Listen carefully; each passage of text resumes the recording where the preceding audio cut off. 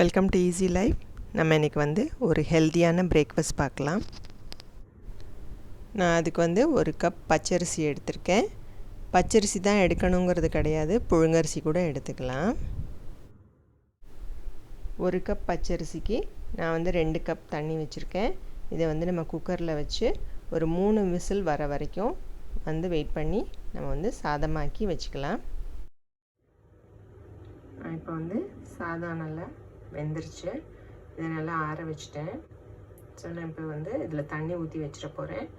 ஒரு 12 ஹவர்ஸ்க்கு நல்லா அந்த சாதத்துலேயும் அந்த தண்ணி ஊறிடுச்சுன்னா பழைய சோறு தயாராகிடும். நம்ம அதுக்கப்புறம் அதை கஞ்சியை செஞ்சுக்கலாம். நம்ம புதுசாக வடித்து தான் நம்ம இந்த மாதிரி பழைய சோறோட கஞ்சி பண்ணணுங்கிறது கிடையாது. நம்ம மத்தியானம் மிச்சம் இருக்கிற சாதத்தை கூட சாயந்தரமாக தண்ணி ஊற்றி வச்சோன்னாக்க காலையில் பிரேக்ஃபாஸ்ட்க்கு அது ரெடியாக இருக்கும். இது ஓவர் நைட் சோக் பண்ண பழைய சோறு. இப்போ நம்ம இதை மிக்சியில் போட்டு அரைச்சி எடுத்துக்கலாம். ஸோ இதுக்கு நம்ம தேவையான உப்பு சேர்த்துக்கலாம்.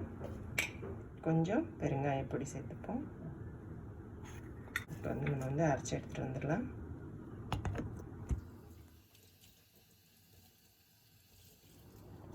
சுவையான பிரேக்ஃபாஸ்ட் தயாராகிடுச்சு. பழைய சோறு தான் இருந்தால் கூட அது அவ்வளோ ஒரு டேஸ்டான ஒரு பிரேக்ஃபாஸ்ட்டாக இருக்கும்.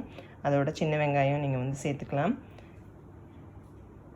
ஒரு டேபிள் ஸ்பூன் தயிர் சேர்த்துக்கலாம். நல்லா மிக்ஸ் பண்ணிவிட்டு நம்ம தயிரை நம்ம மிக்சியில் போட்டு அரைக்கும் போதே கூட நம்ம சேர்த்துக்கலாம். இல்லாட்டியும் இப்படி போட்டு நம்ம சாப்பிட்லாம். ரொம்ப ஹெல்த்தியான ஒரு பிரேக்ஃபாஸ்ட்டாக, சிம்பிளான பிரேக்ஃபாஸ்ட்டாக இருக்கும். காலையில் எழுந்திரிச்சு இட்லி அவிச்சு தோசை ஊற்றி அப்படியெல்லாம் சாப்பிட்ணுங்கிறது இல்லாமல் நம்ம இந்த மாதிரி சிம்பிளாக பண்ணி ஹெல்த்தியாக இருக்கலாம். பழைய சோறு கஞ்சி அல்சருக்கு ரொம்ப ஹெல்ப்ஃபுல்லாக இருக்கும். வயிறு சம்மந்தப்பட்ட எந்த பிரச்சனையாக இருந்தாலும் சரியாக்கிறதுக்கு ரொம்ப உதவியாக இருக்கும். தேங்க்யூ.